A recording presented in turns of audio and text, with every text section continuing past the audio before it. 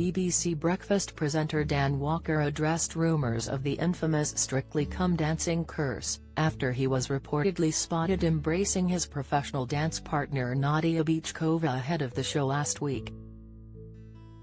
The newsreader, 44, explained in a new interview how he was only allowed to touch one person in the Strictly cast due to coronavirus rules.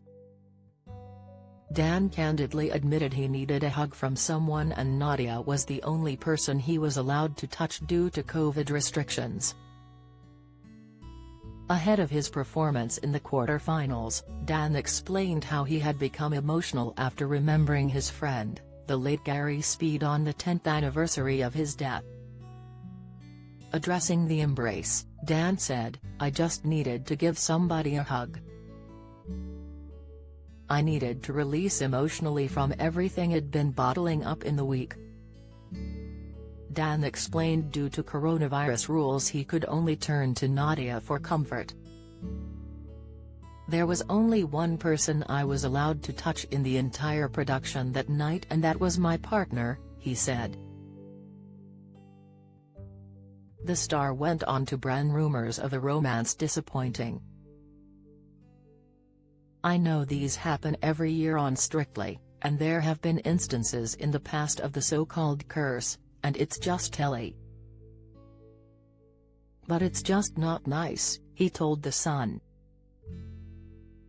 Dan has been married to his wife Sarah since 2001. Together they share 3 children, daughters Susanna and Jessica, and son Chuck. After making it through to the quarter-finals of the popular BBC dance show, a source told The Sun how the dance duo were seen hugging as Dan sobbed into her shoulder. The source said, Dan was in bits because he had watched a rerun of his interview with Gary, which took place the day before he died. The two were very close, and it was a haunting, harrowing watch. They went on, Dan tried to hold it together, but the emotion of the evening became too much after their dance and he broke down in the dressing room.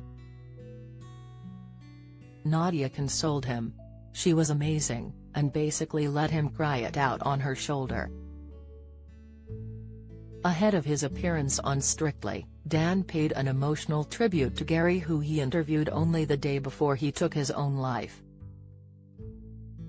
Dan told his 738,800 Twitter followers, he said, "I remember the day really vividly, and I do go over it in my mind quite a bit. The last thing I said to him was, I'll call you on Monday and we'll organize a game of golf. And that's where we left it. The next morning, I remember being sat in church and my phone was going crazy. Phone call after phone call. Text, text, text. I just couldn't fathom what had happened when you think about the day that I had with him the day before. Then you just go back over absolutely everything.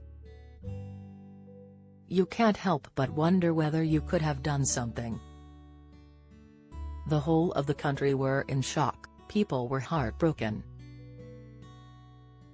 Dan went on to implore his followers to watch the video and leave comments to help those struggling. Strictly Come Dancing continues tonight at 7:05 p.m. on BBC One. If you need support or advice, you can contact the Samaritans helpline by calling 116-123. The helpline is free and open 24 hours a day every day of the year. You can also contact Samaritans by emailing joe@samaritans.org.